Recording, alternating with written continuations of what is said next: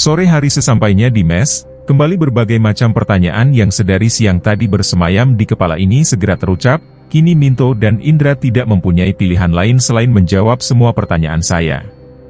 Sebenarnya apa yang terjadi di mes ini? Ucap saya memulai pembicaraan. Apa yang terjadi dengan Arda dan apa hubungan Hesti dengan semua ini? Terlihat Minto dan Indra saling pandang. Lu aja yang ngerangin tuh. Ah lu aja Indra, sumpah saya enggak cerita aja udah merinding. Apalagi disuruh cerita. Kini tatapan mata Minto memandang ke semua sudut ruangan seakan khawatir setiap ucapannya ada yang memperhatikan. Ya kalau gitu ganti-gantian aja, lu pikir saya enggak takut apa? Ucap Indra kembali, sambil ikut memperhatikan seisi ruangan. Buat saya semua ruangan di mes ini tidaklah menyeramkan, tapi harus saya akui ruangan yang paling nyaman di mes ini hanyalah ruangan tamu, entah mengapa bagian ruangan yang lain hawanya terasa lembab dan dingin. Sebenarnya saya enggan menceritakannya Za. Saya takut lu jadi enggak kerasan untuk tinggal di mes ini Za. Dari arah pembicaraan Indra saya bisa menangkap arahnya, semua pembicaraan ini pasti akan mengarah ke hal-hal yang berbau mistis dan klinik. Tenang Indra, semua ucapan lu enggak akan saya telan bulat, ucap saya menepis keraguan Indra. Saya orang yang lebih mengutamakan logika berpikir dibanding harus ketakutan untuk hal-hal yang tidak masuk akal. Sebenarnya kejadian-kejadian yang menyeramkan dan tidak bisa diterima oleh akal sehat sudah terjadi dari dulu Za. Kini Indra mulai menerangkan. Dari dulu, tanya saya dengan keheranan. Sebelum saya, Minto dan Arda menempati rumah ini, di rumah ini sudah banyak kejadian aneh. Mas Dikin yang tahu banyak, terlihat Indra serius menjelaskan detail tentang kejadian-kejadian aneh yang terjadi di rumah ini. Seperti barang yang terlempar atau berpindah sendiri, suara rintihan, penampakan yang selalu meniru orang yang menempati rumah ini, hingga seorang wanita yang berjalan dengan rantai di kakinya dan bentuk leher kepala yang patah. Sinting, zaman semodern ini masih mempercayai hal seperti itu, ucap saya sambil mengambil sebatang rokok dan mulai menghisapnya. Lantas apa yang terjadi dengan Arda? Tanya saya dengan penuh selidik, tampak ada rasa tidak nyaman pada diri Minto mendengar pertanyaan saya. Arda meninggal bro, jawab Indra yang kini ikut merokok untuk mengurangi rasa tegangnya. Meninggal kenapa? Sakit? Kembali saya bertanya dengan rasa terkejut mendengar orang yang saya gantikan posisinya ternyata sudah meninggal. Sudah bulan yang lalu Za, pernah ada orang Semarang yang mencoba gantiin posisinya dan tinggal di mes ini. Terus? Semua ucapan-ucapan Indra ibarat magnet yang menarik semua rasa penasaran saya. Cuma bertahan seminggu Za, jawab Minto. Kalian belum menjawab pertanyaan saya, apakah dia sakit? Terlihat Indra merubah posisi duduknya, yang semula menghadap dapur dan kamar saya sekarang berposisi membelakanginya. Bunuh diri Za, mendadak ada hembusan angin dingin yang berhembus menerpa kami, entah angin yang berasal dari mana, ventilasi di dinding bagian atas dan pintu ruang depan yang tertutup jelas hal yang tidak mungkin untuk menimbulkan angin berhembus seperti ini, tapi kembali lagi saya mengambil kesimpulan positif dari kejadian ini. Ada banyak hal yang masih belum bisa dijelaskan dengan ilmu pengetahuan dan itu tidak bisa dikatakan gaib. Apa? Kalian enggak bercanda kan? Enggak Za, dia bunuh diri di sini, tepatnya di kamar yang lu tempati sekarang. Entah apa yang ada di benak saya sekarang, rasa takut, atau rasa penasaran atas kematian Arda, dan yang pasti selama saya tidur di kamar itu saya tidak mengalami peristiwa aneh. Dengan cara apa tuh? Dia bunuh diri memotong nadi tangannya Za, baru diketahui 1 hari kemudian, itu juga karena Mas Dikin curiga, pintu terkunci, tapi lampu kamar nyala terus. Terus hubungannya dengan Hesti? Itu dia Za, sebelumnya Arda itu type cowok yang agak cuek sama yang namanya wanita. Semenjak mengenal Hesti, sifatnya seperti berubah, hal yang Hesti inginkan pasti dikabulkan. Bahkan Hesti jadi sering nginep di sini Za, mereka berhubungan intim layaknya suami istri, hingga akhirnya suatu saat Arda tidak bisa mengabulkan sebuah keinginan Hesti, ucap Indra yang kini sudah berganti dengan rokok batangan keduanya. Hesti marah besar, dia memaki Arda di depan kami semua, sempat Arda timbul kesadarannya dan balas memaki Hesti hingga berujar akan membunuhnya bila Hesti memutuskannya. Terus, ucap saya tambah penasaran. Hesti balas menjawab, kalau Arda yang akan mati dengan penuh siksaan seperti orang gila, jawab Indra. Singkat kata setelah kejadian itu Arda bertingkah seperti orang gila, di kantor kerjanya hanya melamun dan tertidur. Yang lebih parah, dia seperti berbicara melantur dengan makhluk di rumah ini, yang menurut Indra dan Minto adalah makhluk tidak kasat mata, hingga akhirnya Arda ditemukan sudah tidak bernyawa, dengan lebam biru di punggungnya dan warna hitam di kelopak matanya, dan penyebab yang pasti karena nadinya yang terputus oleh sebilah cutter. Bagaimana menurut Luza, wajar enggak dia meninggalnya? Tanya Minto. Bagi saya tuh, Endra, itu yang dinamakan depresi. Stres karena diputuskan Hesti, hal itu yang menyebabkan dia berhalusinasi dan memutuskan bunuh diri, jawab saya memberikan penjelasan logis. Lu enggak pernah ngalamin kejadian aneh di kamar Luza?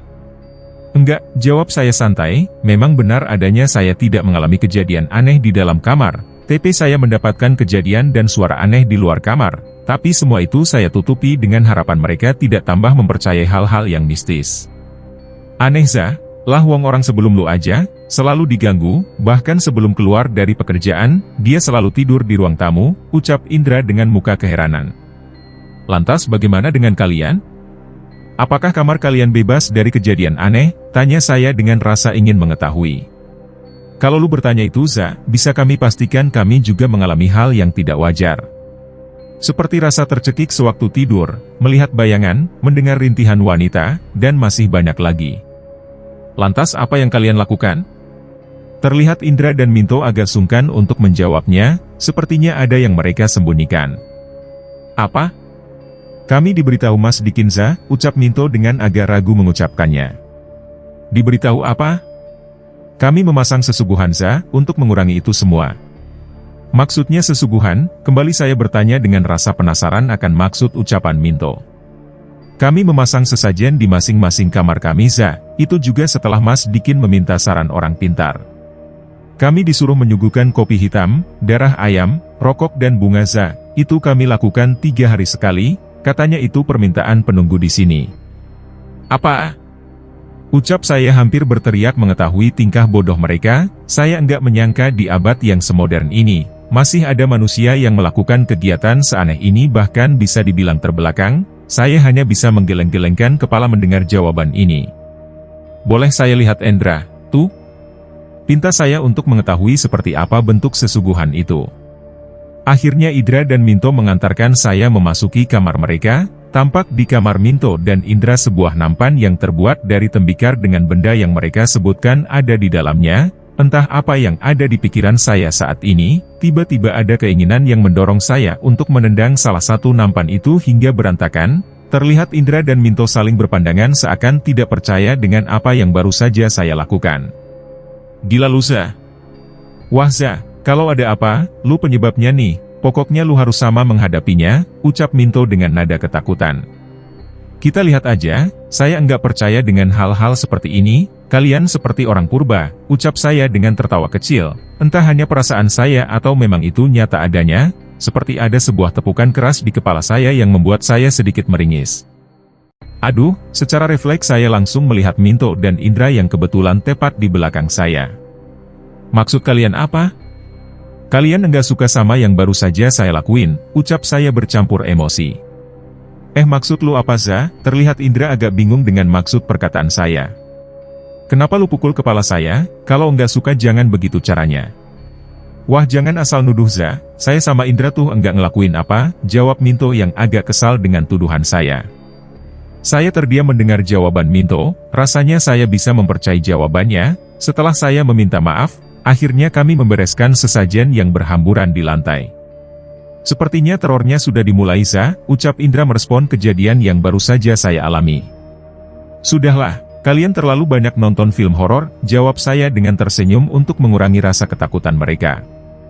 Jam hampir menunjukkan pukul 11 malam, kami memutuskan untuk mengakhiri pembicaraan ini. Satu persatu kami meninggalkan ruang tamu dan menuju ke kamar masing-masing. Terlihat Minto agak enggan untuk memasuki kamarnya. Ada raut wajah kekhawatiran setelah peristiwa sesajen yang saya tendang di kamarnya.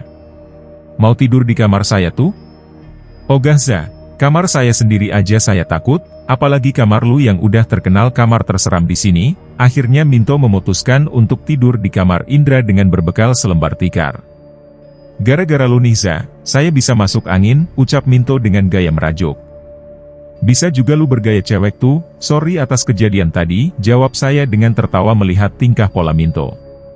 Ini merupakan kejadian teraneh selama hidup saya, di mana seseorang bisa terteror di kediamannya sendiri, terteror oleh makhluk yang belum jelas bentuknya, sosok makhluk yang gambarannya terbentuk karena obrolan dari mulut ke mulut, sehingga ketika mencapai mulut orang yang tidak mengalami kejadian, melihat atau merasakan peristiwa yang tidak masuk akal itu, makhluk itu akan tergambar menjadi lebih menyeramkan. Kembali saya tersenyum bila membayangkan itu semua. Sesampainya di kamar, sebelum tidur saya putuskan untuk mencari sisa-sisa peristiwa yang mungkin tercecer di kamar ini. Peristiwa tentang Arda mengakhiri hidupnya di kamar ini dengan sangat tragis dan dengan cara tersiksa. Saya bisa bayangkan ketika dia terbaring di ranjang ini dengan darah yang mulai keluar secara cepat dari nadinya, dan perlahan suplai oksigen ke otaknya akan semakin berkurang. Hal ini menyebabkan nafas terasa tercekik hingga akhirnya mati. Sungguh perbuatan bodoh yang sangat menyiksa. Entah kenapa saya selalu menemukan sebuah keberanian yang lebih bila memasuki kamar ini. Saya seperti memasuki sebuah zona yang memberikan saya rasa aman. Saya bisa merasakan ketenangan, seakan-akan ada suatu pelindung yang memberikan saya semua rasa ketenangan ini, entah apa. Setelah terasa lelah dan tidak menemukan sisa apa-apa, akhirnya saya putuskan untuk tidur. Suara tiang listrik yang dipukul oleh petugas keamanan seakan menjadi tanda bahwa waktu sudah jam 12 malam. Brak, terdengar seperti suara pukulan tangan ke arah jendela kamar saya. Suara ini belum cukup untuk membangunkan saya dari pembaringan. Sejenak saya hanya menggeliat dan meneruskan tidur, hingga akhirnya selang beberapa menit suara itu kembali terdengar. Berhubung malam sebelumnya saya pernah mengalami kejadian seperti ini, saya hanya menganggap kejadian biasa seperti malam kemarin. Sebuah kejadian tanpa saya menemukan bukti apa-apa, hingga akhirnya sebuah bunyi ketiga, sebuah bunyi yang kontan membangunkan saya dari tidur dan membuat rasa ngantuk saya menghilang dan seketika. Cring-cring brak, hai, HRRRRRRRRRR, hihihihi, hihihihi.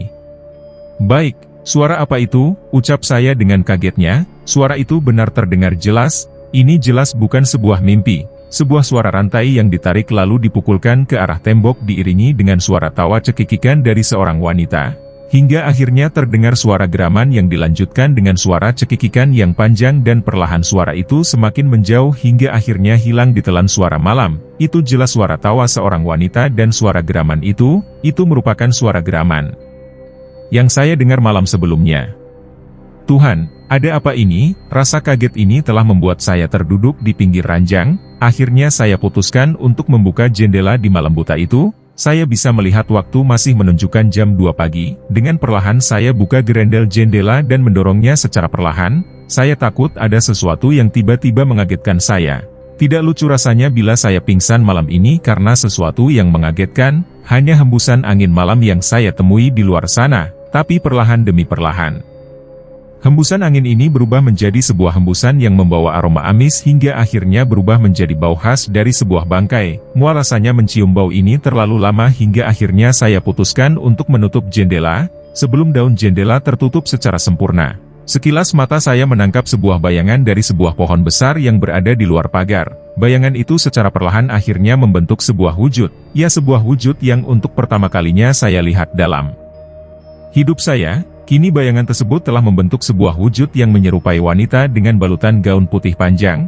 Saya coba untuk memperhatikannya lebih seksama. Wanita tersebut terlihat seperti berayun-ayun di batang pohon tanpa sedikit pun tangannya menyentuh batang pohon. Tangan wanita itu terlihat memainkan sebuah rantai yang terikat di pergelangan kakinya. Hingga akhirnya wanita itu menatap ke arah saya dan tersenyum. Sebuah senyum yang sangat jauh dari kata senyuman manis dari seorang wanita cantik. Dia tersenyum dengan tatapan kosong, sebuah senyuman yang hampir menyerupai seringai, hingga akhirnya wanita tersebut mengeluarkan suara tawa yang menyerupai sebuah jeritan. Baru kali ini saya merasakan keterkejutan yang membuat bulu kuduk di sekitar tengkuk saya berdiri. Tanpa berpikir panjang segera saya tutup daun jendela dan terdiam sesaat sambil tangan ini tetap memegang daun jendela dengan erat. Rasa takut ini telah membuat adrenalin saya terlontar keluar dan meninggalkan rasa gemetar di badan ini. Sialan!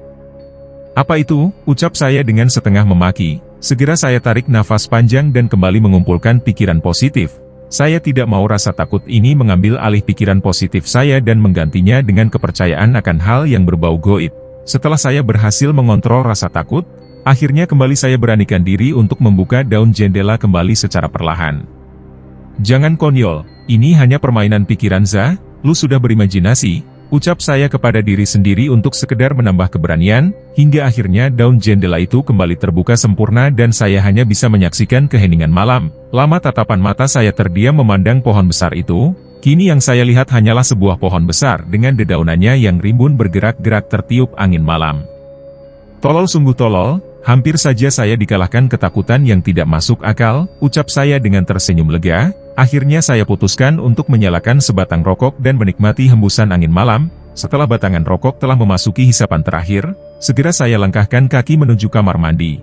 Rasa keterkejutan ini telah membuat perut saya sedikit mulas, atau bisa juga ini efek makan sore saya yang terlalu banyak memakan sambal. Dengan bermodalkan sebatang rokok untuk menuntaskan panggilan alam ini, terdiam saya di pojokan kamar mandi dengan penuh konsentrasi, hingga akhirnya sebuah panggilan membuyarkan semua konsentrasi saya. "Za," sebuah panggilan yang memanggil nama saya. Mata saya segera menatap pintu kamar mandi dan mencoba memperhatikan apakah ada yang memanggil saya dari luar sana. "Siapa ya?" jawab saya sambil berdiri dan menghampiri pintu lalu membuka pintu hanya untuk sekedar melihat keluar. Yang saya dapati hanya sepi tanpa ada seseorang pun di sana. Mungkin saya salah dengar, itulah yang ada di benak saya saat ini, hingga akhirnya sebuah suara kembali terdengar, tapi inilah suara yang berhasil mengalahkan akal sehat saya. Sebuah suara panggilan yang berasal dari dalam kamar mandi, lebih tepatnya dari arah belakang tubuh saya. "Za." Rasa terkejut bercampur dengan rasa takut telah membuat saya seperti seorang manusia yang terkena stroke mendadak, hanya terdiam tanpa bisa bergerak. Bulu kuduk yang berdiri di tengkuk saya seperti mematikan aliran darah di leher ini, berat dan terasa kaku. Saya paksakan diri untuk mengumpulkan kekuatan hanya untuk sekedar menolehkan kepala dan mencari sumber suara panggilan itu. Setelah berusaha sekuat tenaga mengalahkan rasa takut itu, akhirnya saya berhasil menolehkan kepala ke arah belakang. Dan kembali saya mendapati kenyataan hanya saya seorang sendiri yang berada di kamar mandi ini, hingga akhirnya sebuah suara panggilan kembali terdengar dengan suaranya yang menggema, dan kali ini saya bisa meyakinkan bahwa arah suara tersebut berasal dari sumur tua yang berada di sudut kamar mandi. "Za, Za."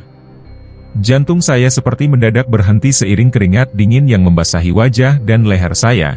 Ini nyata, sangat nyata, dan tanpa berpikir panjang segera saya tendang pintu kamar mandi dan berlari keluar sambil berteriak histeris.